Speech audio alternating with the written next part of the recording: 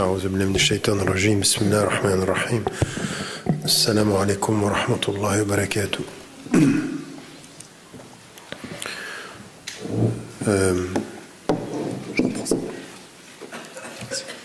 C'est pour le temps. Non.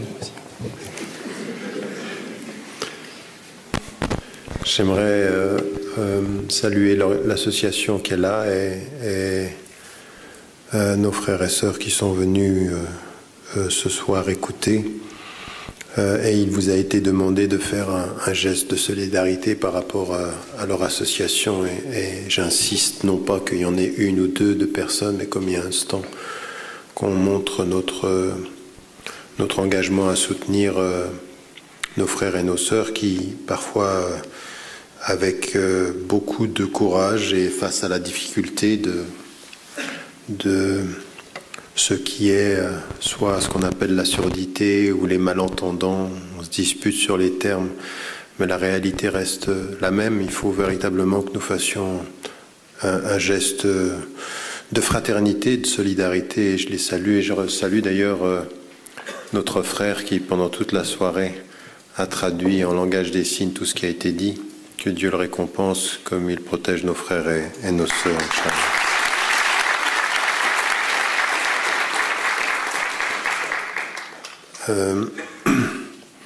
Comme il a été dit, ce que nous essayons de faire dans the European Muslim Network, c'est aussi de ne pas oublier qu'au-delà des questions qui sont liées à l'Europe, il y a cette dimension de European Muslim, c'est d'être un Européen musulman européen. Et il y a une chose qui n'a pas véritablement été dite tout à l'heure dans les contributions possibles, qu'on traduit souvent dans la dimension de la spiritualité. On a de la difficulté même à traduire ce terme en arabe, parce que quand on parle de ruhaniya, c'est pas exactement ça. Quand on parle c'est plutôt l'idée de rabbaniya, c'est-à-dire être empli de la présence du divin qui donne sens à notre vie. Eh bien, c'est aussi une des contributions. Et comment est-ce que cette contribution va se faire à l'extérieur? C'est la deuxième partie du sujet, c'est-à-dire l'équilibre collectif. Ça vient d'un véritable rapport à soi. Cette lumière intérieure, comme on l'appelle. Et la lumière intérieure, elle est dans un verset que l'on répète souvent, qui est lié à finalement cette dimension du jeu de lumière, de la complémentarité des lumières. Et beaucoup de savants, au premier rang desquels vous trouvez l'ensemble de la tradition mystique, par exemple Ibn Ata'illah ou el-Jilani, ou la dimension de tout ce que est mis en évidence entre ce qu'est notre foi et à quoi elle répond. En fait, ce qui est la description de la fitra, c'est-à-dire l'aspiration naturelle vers Dieu, est souvent lié à cette notion de lumière, une lumière intérieure, une sorte d'étincelle comme ceci que Dieu a mis dans le cœur de tous les êtres humains. En fait, ce qui est très important pour nous et qui est toujours une dimension positive de notre foi ou de notre conception de l'homme, c'est que tous les êtres humains ont une lumière intérieure. Et parfois ils ne la voient pas, parfois ils la voilent. Le kufr, c'est le voilement. Et donc, il y a toujours une lumière. Et ça, c'est le début de la vie, en fait. C'est de regarder la vie avec une façon très très positive. Jamais personne n'est absolument mauvais. Jamais. Si vous voyez d'une personne qu'elle est totalement mauvaise, changez de lunettes. C'est votre regard qui fait le mauvais de l'homme et pas forcément ce qu'il est. Et ça peut être comme ça pour les pires des hommes apparemment. Des dictateurs. Il y en a un par exemple aujourd'hui vis-à-vis duquel j'ai de la peine à penser qu'il y a du bon. Il y en a plein par ailleurs. Mais il y en a un comme le général si, j'ai de la peine. J'ai de la peine à penser qu'il y a du bon. Et pourtant, ma projection sur ce qu'il fait en Égypte, cette hypocrisie, ce mensonge, cette horreur. Lui, d'autres le font ailleurs, quand vous pensez à ce qui se passe en Israël, ce qui se passe chez les dictateurs. Oui. Eh bien, à un moment donné, vous dites, il faut faire attention. C'est qu'il y a une conception de l'homme qui doit précéder nos jugements des actions. Jamais personne n'est absolument mauvais. Parce que ce que nous dit le divin, ce que nous dit Dieu, c'est qu'il a mis en nous, pour tous les êtres humains, un témoignage, il y a un contrat avant la conscience. Écoutez bien, il y a un contrat avant la conscience. Et ce contrat, c'est ce qui s'appelle le mithaq al-awwal, et que j'ai beaucoup répété, quand Dieu a pris des reins d'Adam. Donc il y a quelque chose ici qui est une lumière, donc on le voit. Et quand dans le verset du Coran, il est dit Nourun ala Nour, c'est que la révélation, elle vient pas, Dieu ne nous envoie pas une révélation comme ça, dans le vide. Quand il est dit Ar-Rahman, Allama al-Qur'an, le très miséricordieux, il a enseigné le Coran. Parce que ce Coran-là, c'est un texte lumineux qui vient rencontrer une lumière. Parfois, la lumière, elle est éteinte. Parfois, la lumière, elle est présente. Parfois, la lumière, elle prend du temps. Nous n'avons pas les mêmes rythmes de lumière. Nous n'avons pas les mêmes intensités de lumière et nous n'avons pas les mêmes consciences de lumière. Mais il y a de la lumière. Toujours. Il y a toujours de la lumière. Et parfois, il faut être très très sévère par rapport au jugement de l'acte et toujours prudent quant au jugement de l'être. Et ça commence vis-à-vis de soi. Et c'est ça qu'il faut commencer à faire, parce qu'il n'y aura pas d'équilibre collectif s'il n'y a pas de pondération individuelle. Pondération, c'est la prudence du jugement. C'est la prudence quant au jugement. Et ça, c'est la chose la plus difficile. Il y a même un djihad du jugement.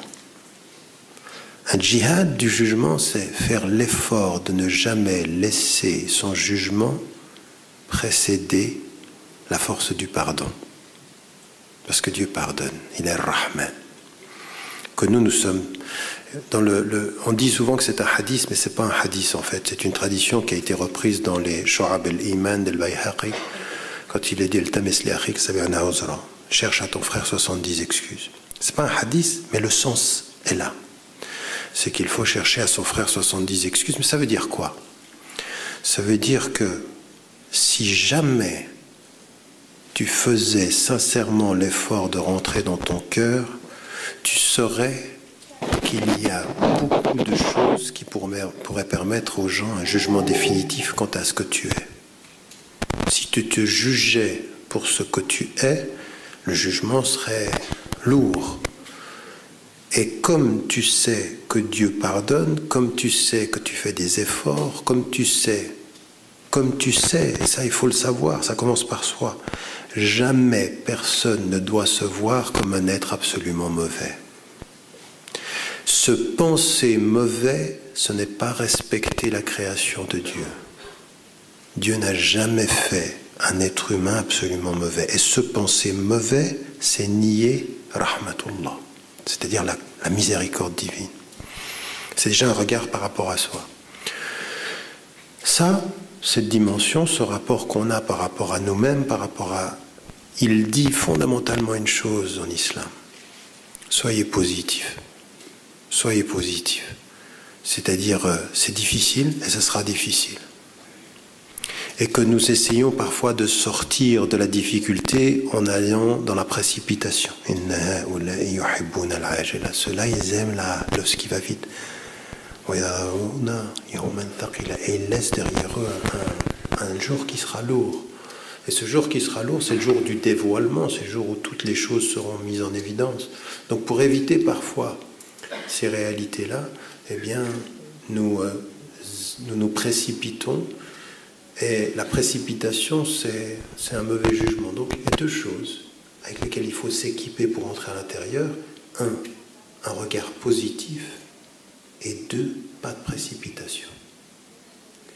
Et nous sommes parfois très négatifs et très pressés. Le contraire de la spiritualité, c'est la vitesse et le jugement hâtif. La spiritualité, c'est la patience et la suspension du jugement. Suspendre son jugement. Et dire, non, c'est peut-être pas ça. Il y a peut-être une chance pour autre chose. Et c'est ça que ça veut dire. Bismillahirrahmanirrahim, je commence par Dieu, je suspends mon jugement humain et je lui fais confiance quant à la réalisation. Mais nous, même Bismillahirrahmanirrahim, on ne lui donne pas tout son poids. On le dit vite, de façon précipitée. Et on est très vite dans le jugement.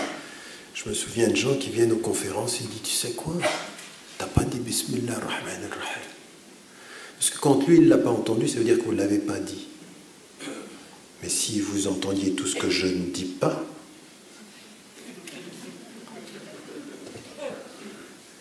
ça permettrait d'inverser les choses. Il se peut que vous n'entendiez pas ce que je dis. Et que c'est ça, être avec Dieu. Être avec Dieu, c'est pouvoir parler les lèvres fermées. Parce que c'est comme ça l'amour. L'amour, c'est parfois, j'ai rien dit, mais tu as tout entendu. Ceux qui nous aiment, ils entendent ce qu'on ne dit pas.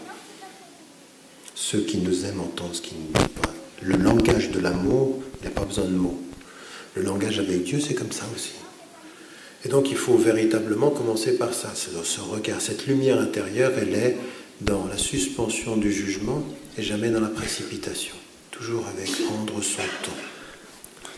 Le djihad de la lenteur. En 2013, être lent, prendre son temps pour manger, penser, réfléchir, écouter, partager, servir, donner, revenir, c'est un vrai djihad. Des fois, on a envie de dire aux gens, prends ton temps. Moi, ça, je me dis ça souvent, parce que je suis souvent en retard. Ça voudra dire que je prends mon temps. Vous voyez que c'est tout à fait... Vous êtes dans une relation avec quelqu'un et vous êtes en train de lui donner du temps parce qu'il en a besoin, mais vous êtes en train de prendre du temps au suivant.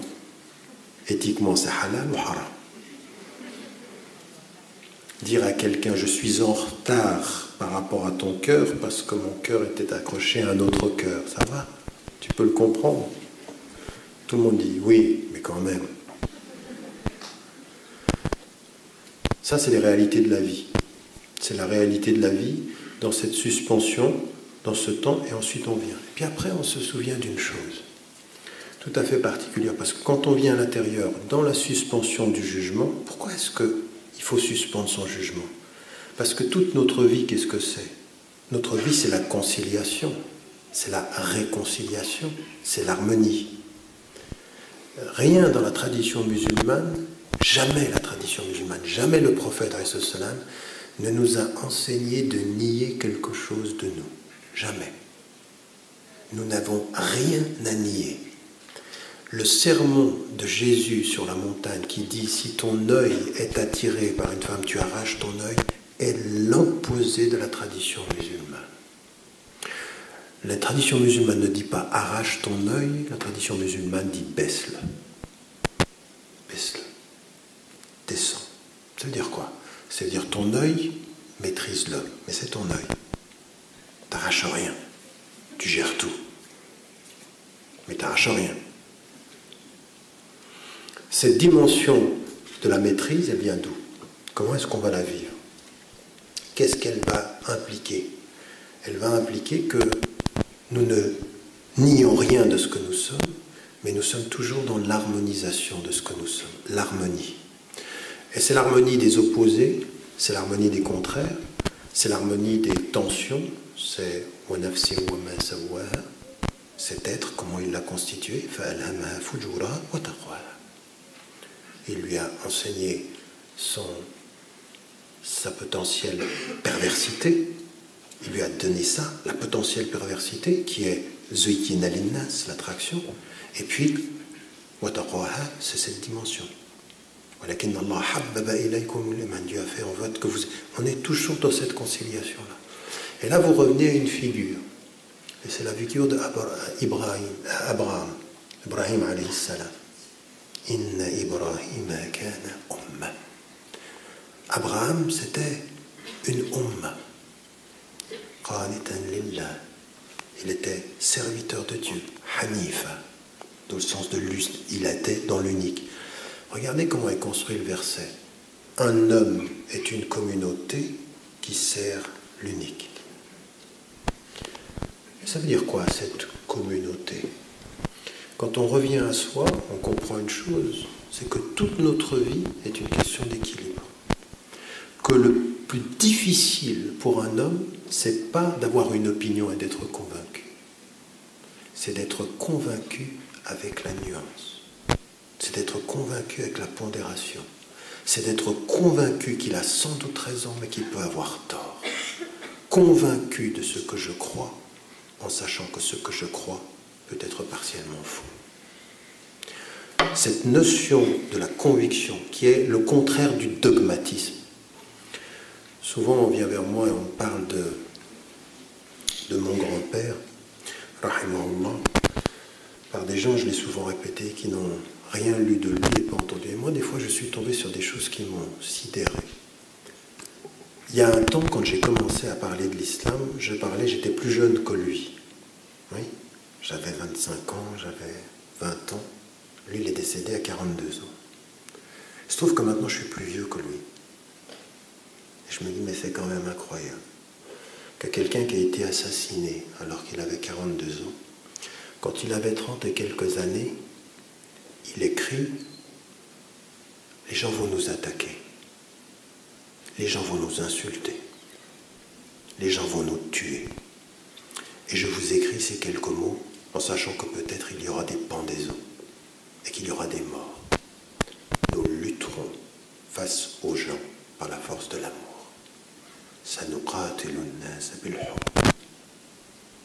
Ils l'ont tué. Et puis une autre chose qu'il disait également, qui est restée et qui restera de ce point de vue-là, à la marge d'un livre, il dit « Il n'est pas d'être plus dangereux que celui qui voit les choses d'un seul côté ». Et c'est ça, le retour sur soi, c'est de ne jamais, jamais, jamais regarder les choses que d'un seul côté. C'est vrai que l'expérience de la quête, de l'introspection, vous ne vous rendez pas compte, mais l'introspection a toujours une vue double. Vous ne savez pas, mais c'est vrai. En fait, qu'est-ce que c'est l'introspection? C'est de revenir à l'intérieur. Et dès que vous revenez à l'intérieur, il y a deux choses qui apparaissent. Ce que je sentais et la façon dont je comprends ce que je sentais. L'introspection, c'est la conscience qui regarde le ressenti. C'est deux choses. C'est toujours deux, c'est être deux. Et c'est ce que disait le poète Rimbaud. Je est un autre. Et dans la tradition musulmane, la conscience, elle vient établir le bilan de l'être. Ça s'appelle comment dans la tradition musulmane, ça? Ça s'appelle el-muraqaba. El-muraqaba, ça veut dire quoi? Attention à toi. Sors de toi et observe-toi. Tu es une umma. Tu dois être pour toi-même l'élément qui évalue ce que tu es. Regarde-toi, sors de toi. Sors de toi. C'est-à-dire, le muraqaba, c'est à la fin de ta journée. Quand tu as vécu toi, tu t'arrêtes, tu prends du temps, la patience, tu suspends ton jugement et tu te regardes et tu regardes ce que tu as fait et ce que tu aurais pu faire. Ce que tu as dit, ce que tu aurais pu dire. Sois pour toi l'élément qui se regarde. Et qu'est-ce que c'est ça? C'est comme si tu étais ton propre frère. Parce que ton frère, il doit t'aider à être meilleur. Les frères sont, les croyants sont frères, ça veut dire, qu'est-ce que tu attends de ton frère? À quoi tu me sers, toi? Si tu ne me sers pas à être le regard qui va me permettre d'être meilleur. Mais avant que ton regard me permette d'être meilleur, il faut que le regard de ma conscience me permette d'être meilleur. Parce que si je n'ai pas le regard de ma conscience qui me permet d'être meilleur, tu ne me serviras à rien. Tu ne m'aides que tant que ma conscience m'aide. Car si tu es une conscience qui regarde ma conscience, si ta conscience regarde mon inconscience, si je suis inconscient à ta conscience, les deux consciences s'annulent. Tu n'es rien. Là, j'espère que ça va avec ma traduction. Quand je m'emporte.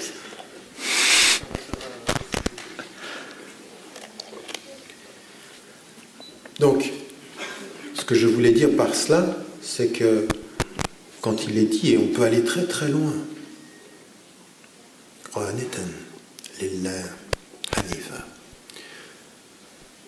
Ibrahim alayhi salam, qui est le père de ce monothéisme, il est présenté dans la tradition musulmane comme étant lui porteur de cette diversité intérieure. Et en fait, c'est ce que je vous disais tout à l'heure, cette quête de la lumière, c'est toujours une quête de la conciliation. Cette quête de la conciliation, elle va être déjà rien que par rapport au projet de vie. Cherche dans la vie de ce monde-là ce qui va te permettre de retrouver l'au-delà de la meilleure des façons. Mais n'oublie pas ta part de ces voilà, n'oublie pas ta part. Tout est une question de conciliation. En quoi dans ton cœur la mort porte sens? Et en quoi dans ton cœur la vie a besoin d'être vécue? N'insulte jamais la vie, c'est le moyen de ta mort. Mais n'oublie pas ta mort parce que c'est le sens de ta vie. Toujours une question d'équilibre.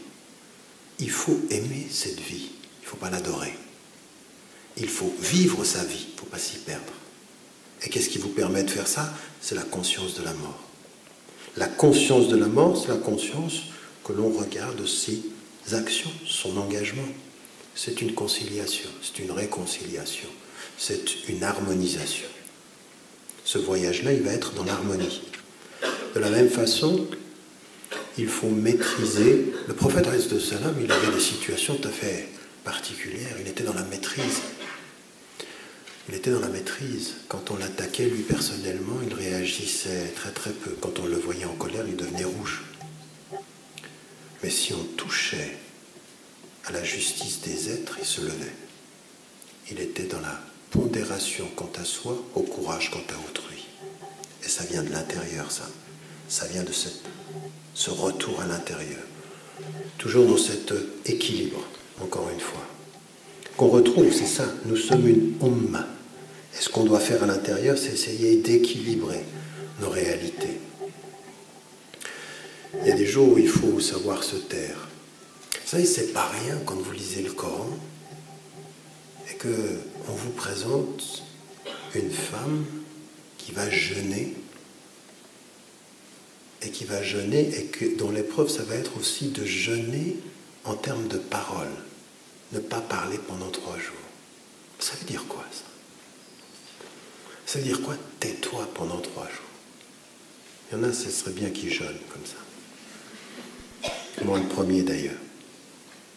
Moi le premier. Parce qu'avec 30 ans de conférences et de voyages comme ça, vous dites à des moments donnés, il y a le Coran qui me rappelle à faire des choses que je ne fais pas assez. Se taire 3 jours. Essayez d'imaginer ce que ça veut dire.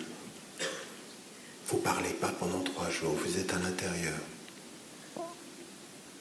Eh bien, toute cette dimension parfois nos frères et nos sœurs qui, par handicap ou par volonté ou par expérience de vie se taisent, nous renvoient des éléments qui nous disent « trouver l'équilibre ». Il y a des moments où il faut parler, puis il y a des moments donnés, il faut se taire. Et ça, c'est un chemin intérieur. Dans les traditions mystiques, comme dans les traditions, on le sait chez un certain nombre de savants, à des moments donnés, ils ne parlaient pas. Ils ne parlent pas. Ils sont dans un espèce de silence. Mais ce n'est pas un silence qui dit rien, c'est un silence qui dit beaucoup. Moi, j'ai le souvenir encore de quand j'étais jeune, quand des fois je faisais des bêtises, quand je rentrais dans le salon, le pire qui pouvait m'arriver, c'est quand ma mère ne disait rien. Le regard de la mère qui dit rien, mais qui te regarde, il dit tout. Et ça, c'est un tremblement. Ça vous envoie des messages.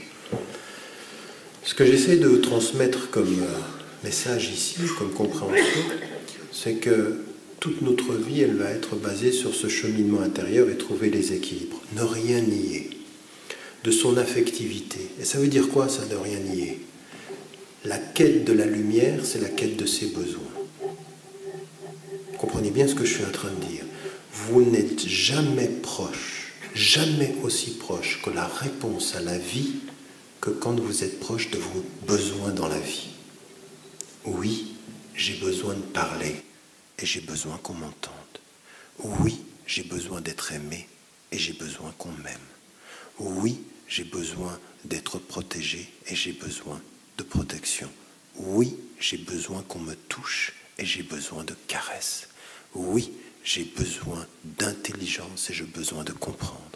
Oui, j'ai besoin de sexualité et j'ai besoin d'être aimé dans la sexualité. Oui, j'ai envie d'accompagner, d'être maman ou d'être papa. Oui, j'ai besoin d'autonomie et je veux qu'on la protège. La question du besoin, elle est essentielle, parce que tout dans l'islam nous dit une chose, nous sommes des êtres dans le besoin. En fait, on n'a pas toujours très bien compris ce que veut dire la fitra.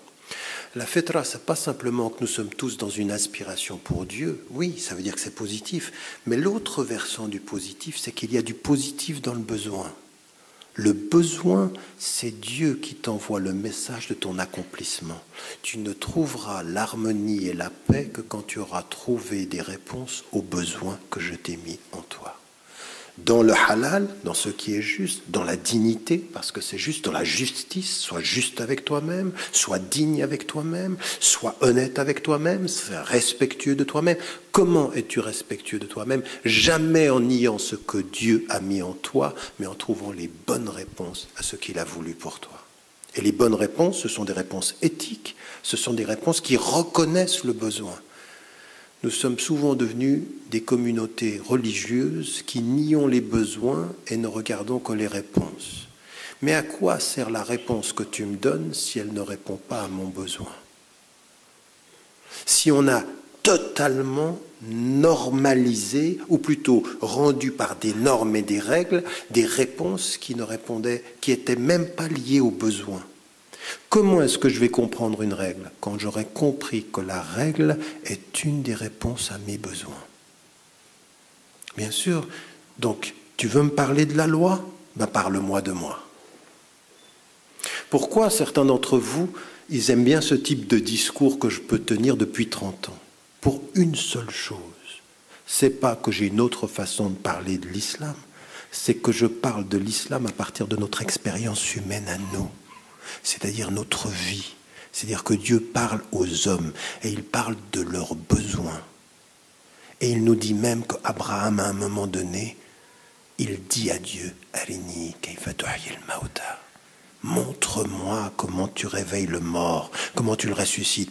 Et Allah subhanahu wa ta'ala, par une question rhétorique, awalam tu'min, tu ne crois pas? Bala, walakin liyatma'inna qalbi. Qu'est-ce qu'il est en train de lui dire? Il exprime un besoin. Montre-moi comment tu ressuscites. Et lui dit, est-ce que cette expression de besoin nie ta foi? Non.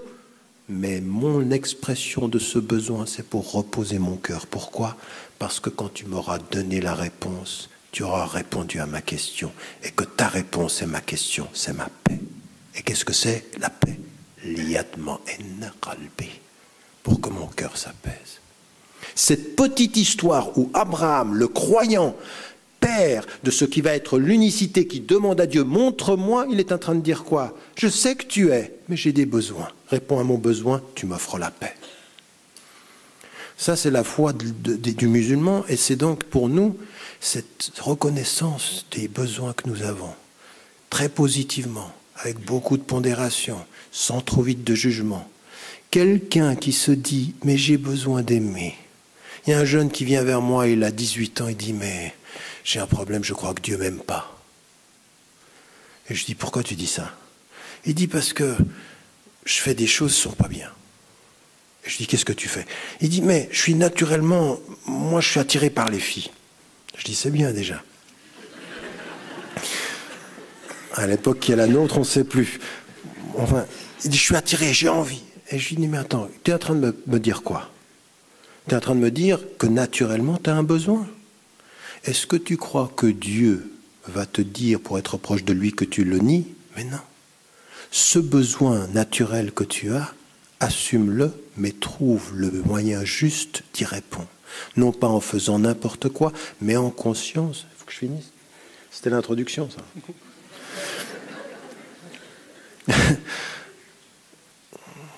Parce que quand je suis parti dans ces choses-là, enfin bref, je vais essayer de conclure. Je suis désolé, parce que quand je pars là-dedans, je suis dans une autre... Subhanak. Qu'est-ce que je disais? Pourquoi tu m'as coupé quand je racontais cette histoire? C'est pas net, ça, hein? C'est une conspiration.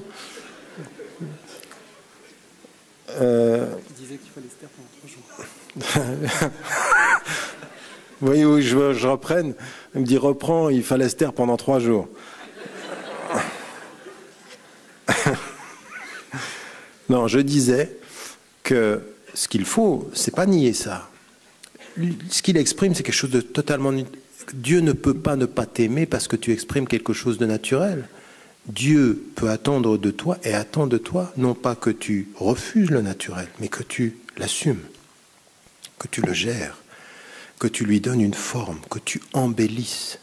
Dieu est beau, il aime la beauté, ça veut dire quoi? Il y a de la beauté dans tes réponses.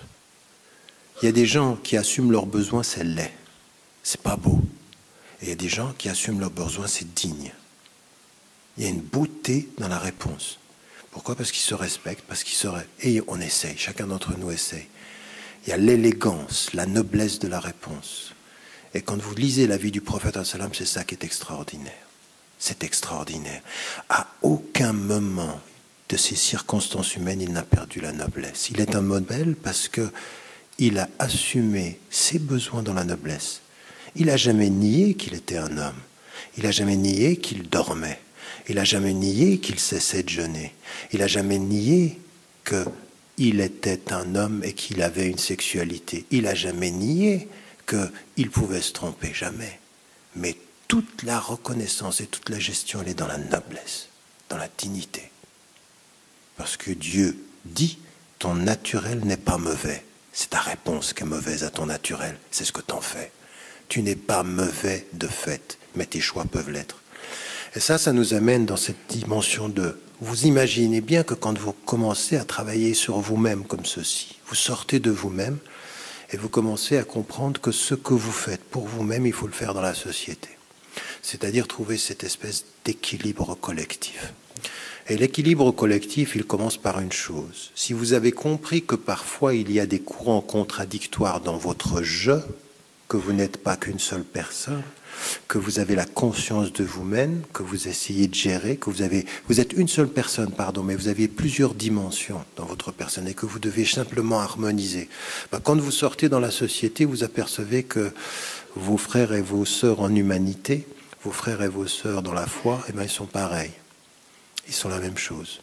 En fait, c'est une société d'êtres qui essayent de trouver des harmonies singulières en eux. Et qu'à partir de ce moment-là, pour trouver l'harmonie ou l'apaisement collectif, cette paix collective, c'est une chose qu'il faut reconnaître d'abord. Reconnaître que nous sommes des individus et qu'il y a une diversité d'opinions. Il n'y a pas d'harmonie si on ne reconnaît pas la diversité. Et qu'Allah, quand il dit dans le Coran, s'il n'avait pas mis un élément comme ceci de tension entre la terre se serait corrompue. En fait, c'est la même chose avec nous-mêmes. S'il n'avait pas mis des tensions contradictoires en nous, on deviendrait des êtres secs, des êtres imbus, des êtres arrogants. Notre humilité vient de nos contradictions. Écoutez bien ce que je viens de dire. Notre humilité en conscience vient de notre un être qui connaît ses potentielles contradictions est en chemin vers l'humilité. Mais quelqu'un qui se pense au-delà de ses propres contradictions, c'est un dangereux. C'est un arrogant. Et le kibriya, ridai. Allah il dit comment on traduit kibriya? Non, c'est pas l'arrogance, c'est l'orgueil, voilà, dans ce sentiment de supériorité, c'est mon manteau. Et celui qui veut s'associer à moi là-dedans, je le brise. C'est quand on a pensé qu'on a dépassé toutes ces contradictions. S'il y en a une ou un dans cette salle qui a pensé un jour avoir dépassé ces contradictions, il est dangereux. C'est dangereux. Donc quand on sait que ça n'arrive pas, dans la société, l'équilibre, il va passer par ceci, par la reconnaissance de cette diversité d'opinions. Et en fait, c'est de regarder l'autre, une femme, un homme, dans sa différence d'opinion en disant, tu sais quoi, on n'est pas pareil, mais tu m'es nécessaire. Et tu sais pourquoi tu n'es pas nécessaire? Tu m'es nécessaire parce que tu n'es pas pareil. C'est vrai dans un couple. Oui.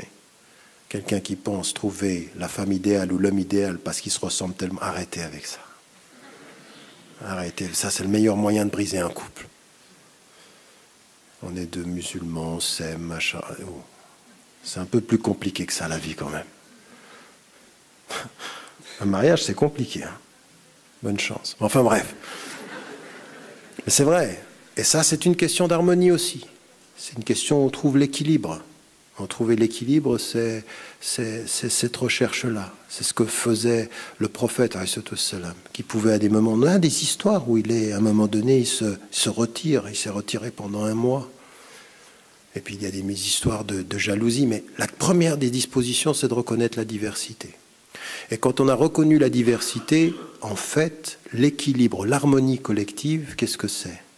C'est tirer de la diversité ce qui est positif chez chacun. Tout à l'heure, j'avais une discussion avec un des frères et il faisait référence à ce qu'avait dit un jour Hassan Dickinson, où par rapport aux gens, quand vous avez des gens qui ont différentes opinions, il dit il faut être comme une abeille. Tu prends le bien là où tu le trouves, puis après tu fais ton miel. Et c'est vrai en fait. L'équilibre et l'harmonie, c'est toujours ceci. En fait, c'est de la même façon que vous êtes positif dans le regard que vous portez sur vous-même, il faut être positif dans le regard que vous portez sur les êtres. Et il faut changer de lunettes. Quand Allah subhanahu wa ta'ala appelle le prophète et il lui dit « Iqra », il lui dit « lis », il lui dit « lis ». Comprends, change de lunettes maintenant. Maintenant, c'est fini. C'est plus un monde sans Dieu, c'est un monde avec moi, et qu'un monde avec moi ne se regarde plus de la même façon. Et quand vous regardez un être humain, avec Dieu, c'est plus de la même façon. C'est de regarder toutes les potentialités positives. Se protéger de tout ce qui est le mal humain, c'est ce qui vient les dernières sourates du Coran, se protéger de l'humain, mais avoir la potentialité de voir ce qui est le bien. Et c'est le prophète, c'est comme ça qu'il faisait avec les compagnons. C'est-à-dire, il a créé une harmonie collective par la surdétermination du bien de chacun. Je sais que tu as des défauts. Je sais, personne n'est parfait, tu as des défauts. Mais ce qui va me permettre de constituer la force du collectif, c'est de m'appuyer sur les qualités de chacun et non pas d'être perturbé par les défauts. Je vais prendre de toi ce qu'il y a de meilleur en toi. Quant à ce qui est de mal en toi, tu te débrouilles avec. C'est toi et ton destin. Mais je vais prendre cette dimension-là, c'est comme ça qu'on constitue cette harmonie collective. Reconnaître qu'on a besoin parfois d'opposition, qu'on a besoin de dialogue, qu'on a besoin de confrontation, que Dieu, Azzawajal, qu'est-ce qu'il a voulu? Il a voulu la diversité des cultures, la diversité des tribus, la diversité des religions. Il a fait de nous, de la diversité, la nécessité du risque et la nécessité du courage de faire face à ce risque-là. Et donc, il faut être courageux pour gérer ça. Il faut avoir cette capacité-là. Et donc, après, l'harmonie collective, c'est jamais quelque chose d'acquis. Ça se recommence tout le temps. Oui, c'est comme un couple. Je veux dire, quand on s'entend bien un soir, rien n'est acquis pour le soir suivant. C'est toujours à recommencer. C'est toujours à recommencer. Dans la société, c'est pareil. C'est toujours cette dimension. Et ça demande de la conscience, une surdétermination de la conscience. Vous savez comment ça s'appelle ceci? Ça s'appelle les dhikr. C'est pour ça qu'il faut se rappeler de Dieu souvent, parce qu'il est le liant, il est le tawhid dans notre vie, il est l'axe, il est la lumière. Et c'est avec lui, comme ceci, qu'on construit systématiquement, qu'on remet les choses sur la tâche. Et puis, on est des êtres humains. Il faut même dans cette lutte, et le djihad, là, il faut même dans cela savoir se reposer. C'est pour ça que le prophète, vous savez, le prophète, quand il entendait l'appel à la prière, c'était un moment de... Il voulait que ce soit beau. Il voulait que l'appel à la prière, ça permette d'apaiser. Il faut que ce soit beau. Et l'appel à la prière, c'est beau. Pas toujours. Mais ça doit l'être. Il faut maintenir ce beau, parce que ça nous apaise. Ça, une heure pour ça, une heure pour ça, repose-toi. Mais repose-toi avec dignité. Le prophète, quand Abu Bakr al-Siddiq rentre et puis qu'il veut arrêter les femmes qui chantent, il lui dit non, c'est un jour de fête. Doucement. Ne juge pas de notre divertissement par la force de ton adoration. Tu sais pourquoi? Parce que notre divertissement peut être une adoration. Même avec ça, il faut être dans l'équilibre. Même avec ça, il faut être dans l'harmonie. Et ça, c'est tout un travail qu'il faut s'habituer à voir dans la collectivité, faire ce travail avec ses frères, avec ses sœurs. Et à partir d'un certain moment, et je m'arrêterai là, réussir à composer avec sa conscience. Il nous faut une fraternité réelle. L'harmonie, ça passe par la fraternité. Et la fraternité, c'est pas de tout accepter. La fraternité, c'est de savoir être critique, mais soit critique, mais toujours, vous savez, c'est ce qui est dit dans le hadith, c'est husn al-dhann. Ça, c'est un vrai djihad, husn al-dhann. Parce qu'en fait, si vous vous observez vous-même, vous savez des fois combien vous êtes tordu. Franchement, on est tordu des fois. Des fois, on est vraiment, franchement, si on savait comment on a pensé à des trucs, on se dit, mais là, je suis vraiment tordu de chez tordu. On le sait, ça. Et quelqu'un qui vient vers vous, qui dit, moi, tu sais, je suis droit, méfiez-vous de ceux qui vous disent tout de suite qu'ils sont droits. Il y a même des façons tordues de dire qu'on est droit. Mais on l'est. On l'est. Des fois, on n'est pas net. Et quand on voit ceci, Allah, le prophète, qu'est-ce qu'il nous dit? Il nous dit par rapport aux êtres humains, quand tu te regardes, tu te vois parfois être pas bien. Mais tu sais au fond que tu n'es pas aussi mauvais que ces moments où tu n'es pas bien. Oui? Tu sais que tu n'es pas que ça. Tu n'es pas que ce tordu. Tu as du cœur, tu donnes. Donc tu dois te regarder positivement, ce que je disais tout à l'heure. Le prophète, il a dit, par rapport à ça, quand vous êtes en face de quelqu'un, vous devez avoir husn dhann. C'est-à-dire, vous devez lui donner un préalable favorable. Il n'est pas ce que vous pensez de lui ou pouvez penser de lui dans le pire. Et ça, c'est les lunettes que vous devez avoir. De se dire, nul n'est parfait. De se dire, on a tous commis un jour ou l'autre des erreurs. Mais ne jamais réduire l'autre à son potentiel d'erreur, mais à ses capacités de bien. Husn dhann. Et même quand on pourrait lui prêter le pire des intentions, supposer, essayer, comprendre qu'il peut être autre chose que l'erreur qu'on a vue. Ça, c'est un vrai djihad, c'est un vrai travail. Dans le langage bouddhiste, ça s'appelle la compassion. Dans le langage islamique, ça s'appelle le rahma. Et c'est pas tout à fait pareil. Vous savez ce qui n'est pas pareil, et je termine là-dessus, vous vous en souviendrez, souvenez-vous de ça toute votre vie. Toute votre vie. Dans Rahma, il y a Silat al-Rahim. Et Silat al-Rahim, il y a cette dimension de Rahma qui vient de l'amour qui vient des entrailles, de l'intérieur. Et en fait, c'est quelque chose de tout à fait particulier, c'est le secret de la maternité. Le secret de la maternité, c'est qu'une maman, les papas, c'est aussi comme ça, mais c'est tout à fait singulier chez les mamans. C'est-à-dire qu'à un moment donné, il y a quelque chose qui vient de l'intérieur. Quand on a porté son enfant, quel que soit le mal que l'enfant a pu faire, restera toujours dans l'entraille de la mère un amour plus fort que l'erreur de l'enfant. Toujours. Toujours, il y a quelque chose. Jamais vous ne verrez, ou c'est rare, ou c'est pas naturel, une femme, maman d'un enfant, qui voue son enfant au diable, déterminé, fini, il n'y a plus rien, non. Même si elle le dit avec tellement de tristesse émotive que c'est la preuve qu'il y a quelque chose qui est resté à l'intérieur. Il y a quelque chose qui reste, il n'y a jamais ce détachement absolu. Et c'est pour ça que ça nous surprend toujours, une mère qui dit « condamnez mon fils ». Mais elle le dit des fois avec l'amour en disant « au nom de ce qu'il est, par mon amour, sa condamnation est justifiée ». C'est rare, et ça arrive. Et Rahma là, cette dimension-là, c'est quoi qu'il arrive, qui peut se faire, cette dimension d'amour est toujours plus forte que l'erreur, plus forte que le mal qu'on a pu faire.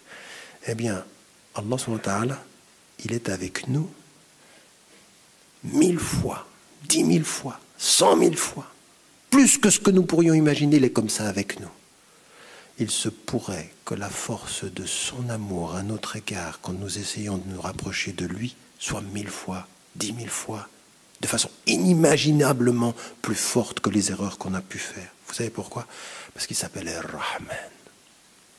Et que ce qu'il nous demande d'être, c'est de comprendre que l'idéal pour nous, humains, c'est de réussir parfois à être avec nos frères comme certaines mères peuvent être avec leurs enfants. Et ça, c'est le vrai djihad. Silat ar-Rahim, s'approcher d'Ar-Rahman. Le nom de Dieu pour que nous comprenions que ça, c'est un objectif. Qu'il n'y aura pas d'harmonie si nous ne luttons pas contre nos jugements trop hâtifs et que nous ne développons pas cette dimension de Rahman. Le dernier élément, c'est le prophète as-salam. Mais voyez, c'est tellement simple. C'est tellement simple. Lui, il le fait avec un enfant. Il embrasse un enfant. Puis il y a un bédouin qui lui dit, moi j'ai 10 enfants, j'en embrasse pas un. Elle lui dit, ça c'est Rahma. Ça c'est la Rahma que Dieu a mis dans le cœur des Ruhama. Et qu'est-ce qu'il nous dit dans le Coran? Ruhama. Qu'est-ce qu'on doit être, nous, entre Ruhama? Comment sont les croyants? Ruhama bainahum. Ils portent cette force-là. Ça, c'est l'élément, le liant.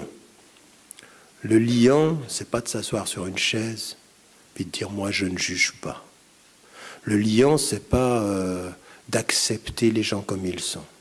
Tout ça, c'est du verbillage. Franchement, vous n'avez jamais véritablement accepté une personne comme elle était.